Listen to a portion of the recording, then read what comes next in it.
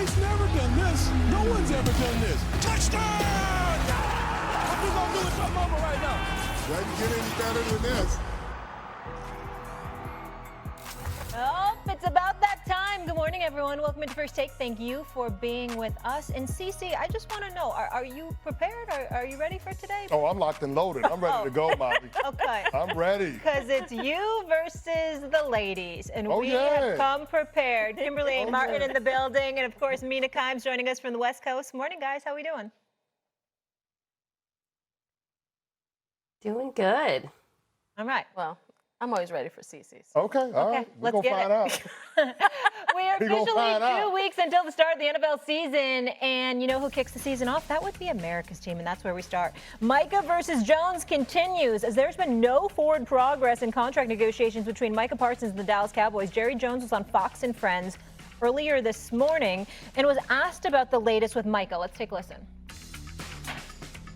How are you to getting a deal with him?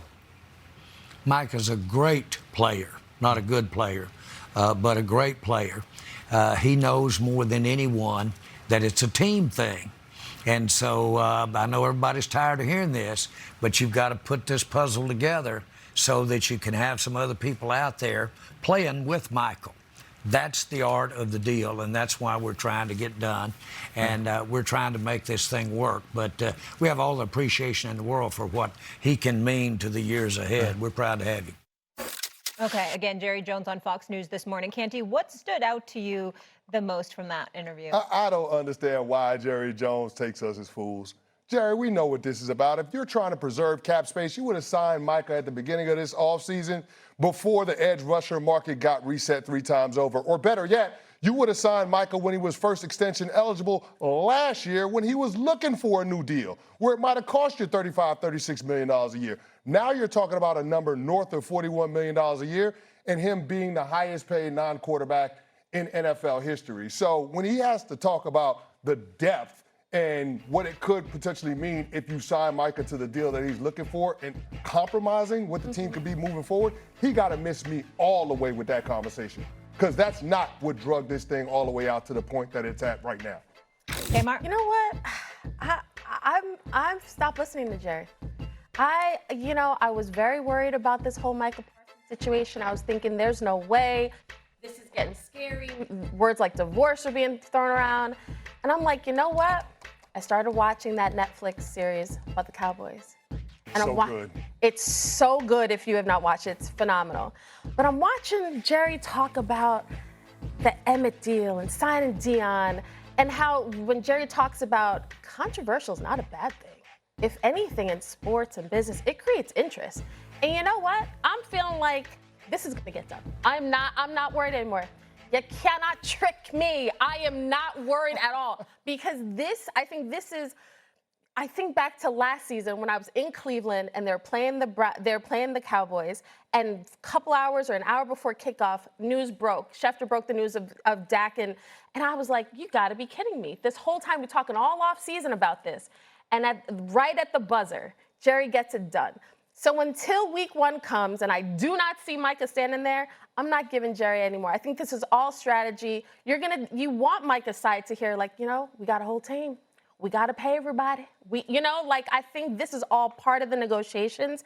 And until week 1 comes, I'm not going to worry about it. All right, Kimberly's not buying it. Mina, what's your take?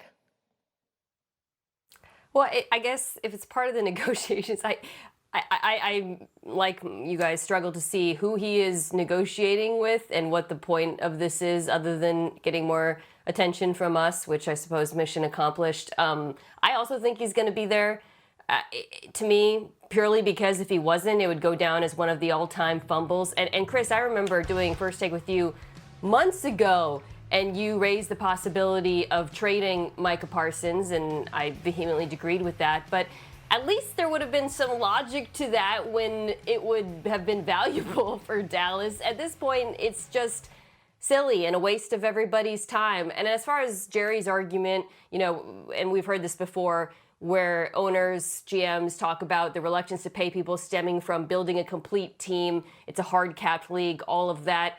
It's not the star player's job to take a discount so that you can afford everyone else. It's your job to draft affordable, talented players who are on rookie contracts. It's one of the great advantages that you have in this league is that rookie wage scale, and then fill the roster that way. This is not on Micah Parsons. It's completely on the Cowboys front office. Yeah, and here's the thing, Mina. I agree with you wholeheartedly about best players not having to take a discount or not having to make the salary cap work. He's not the general manager, and apparently Jerry Jones wants Micah Parsons to be his own agent as well.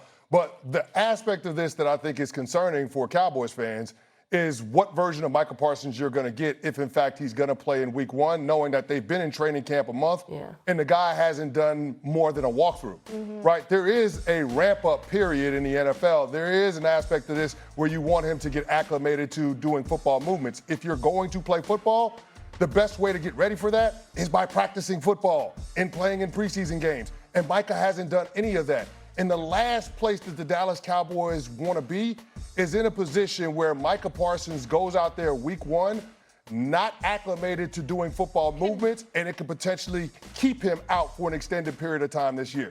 We saw it last year. It wasn't a pretty picture for that defense and the team as a whole. And that's the risk that the Dallas Cowboys have run by handling these Micah Parsons negotiations the way that they have. Potentially taking a huge toll on his body. Kimberly, so you think he's going to start week one? I think this will get done. If I am advising Micah, I don't think he should step on the field. But I do think when Jerry talked, when he was on Fox News, he said he is a great player. I know we can talk about Jerry Jones and we can say, you know, he's confusing, his logic doesn't seem to be there all the time as far as the negotiations. He's costing himself more money. But Jerry's not crazy. Like, unless I'm like, he's not crazy enough to botch this to the point of Micah wouldn't be on this team. I just don't see that happening. And when you talk to people around the league, like, they still expect, oh, week one, they kind of shrug their shoulders like, yeah, he'll be a Cowboy. I don't know what the future holds beyond, but I just can't imagine that Jerry would understand that Micah is such a premier player, historical numbers early in his career, and yet we'd be in a situation of why didn't he trade him? Like Mina was saying, like, Cece, you've been saying it would make more sense logically, but logic doesn't always run parallel with Jerry Jones's thought process. Like, I think it's about the attention. It is about how do we get more eyes on us? And in the end, if it costs me more money, it costs me more money, but the guys I want are still here. Mina, you think he starts week one?